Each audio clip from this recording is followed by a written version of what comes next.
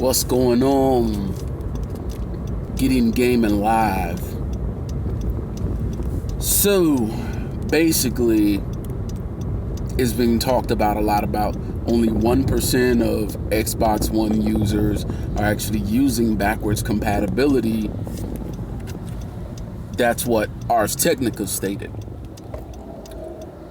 You know, it is what it is. That's still a lot of people. But at the same time, Major Nelson tweeted, I'll see if I can get that tweet to y'all later on.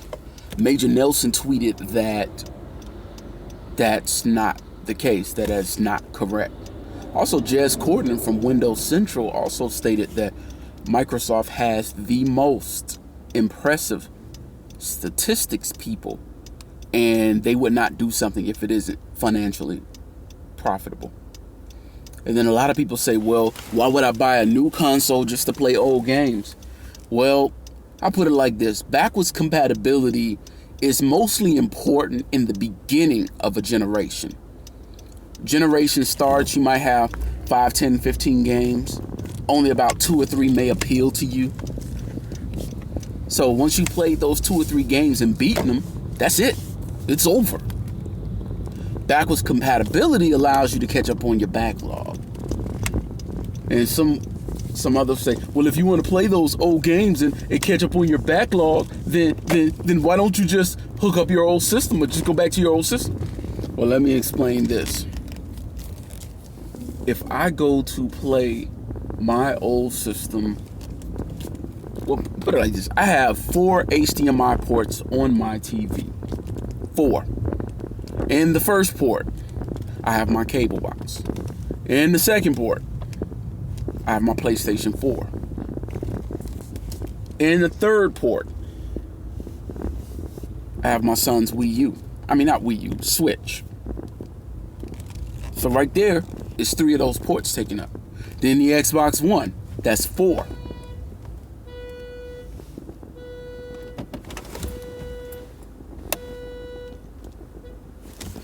That's 4 ports right there. So where am I going to plug in that last, that old system? That shit to me is to take up space. It's to keep from taking up so much space. So why even go there? Why even bother hooking up an old system if you could just make the old games work on the new system? If the system is so much more powerful, it shouldn't be a problem. Especially now that they switched over to x86 architecture. Yeah.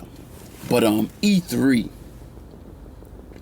don't know about y'all, but I'm looking forward to it. I've seen some stuff that says it's a leak. I haven't paid attention to it. I haven't read it because I kind of want to be surprised. So I'll say this. Best case scenario for Microsoft, they say Cuphead is available. They say Crackdown will be available in August. They say, what else? For the people who like the Japanese stuff, they say, hey, we got a couple of Japanese games available right here. And they'll be available on this date. They announce Sea of Thieves gets delayed. Or if they don't announce it, they just don't show it. Either or. It's probably going to get delayed. Because Sea of Thieves, who's really looking forward to it besides the most extreme Xbox fanboys? And hopefully they actually announce an exclusive for Xbox One, because I'm not sure if y'all are all aware of this fact, not opinion but fact. Xbox One has not had a retail game exclusive to that platform since Halo 5. Halo 5, October 27, 2015. Look me up. Try to prove me wrong. That was the last Xbox One exclusive. It's pretty bad. Now, worst case scenario for Xbox, they delay Sea of Thieves or they cancel it. Nobody really cares. They don't show any Japanese games, so the Japanese fans are upset. Crackdown still doesn't get a release window. I actually want to play Crackdown 3. I liked the first one. Second one was, yeah. But I think they learned their lesson. I think it's going to come out pretty good. Sony's going to be balls to the wall with exclusives. I like VR. Everybody that knows me knows I like VR. But don't show that shit at E3. You cannot properly demo VR. You really can't. I used to think VR is just a gimmick, it's shitty, it's terrible. Check the videos on my page. I spoke about it. I really didn't have a good opinion on VR. And when I tried VR, I was like, you know what? This ain't bad at all. This is actually fucking amazing. VR is amazing, period. It's fun. It's immersive. See, that's the thing with gamers. But that's another video. But gamers say they want something, you give it to them, and they don't want it. They say they want the same old thing again. That's a whole nother video. I'll cover that next. But, yeah. No VR on stage. They show some gameplay from Spider-Man. Give us a release date. Give us a release date, or at least a release window for God of War. There's a few things. Nintendo's.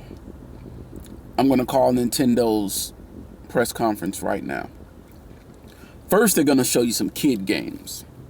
Then they're going to show you some more kid games. They may show you some Japanese RPG or something like that. And then they're going to show you some more kid games. Then after the kid games, they're going to have some more games for children. Then after the games for children, they're going to come with some more kid games. They're going to come with a bunch of kid games. And they're going to talk about the sales of the Switch. They're going to talk about some more things about games coming. And the end. I grew up on Nintendo. I'm 35 years old. I grew up on Nintendo. And Nintendo didn't grow up with me. So I really have no reason to play Nintendo's products now. That's pretty sad. What else? I think E3 is going to be interesting. I'm looking forward to seeing it. But anyway, what are you looking forward to with E3? Go ahead and drop a comment. If you like the video, hit like. You dislike the video, hit dislike. I don't care either way. But anyway, this is your boy Gideon Gaming. I'm out of here. Peace.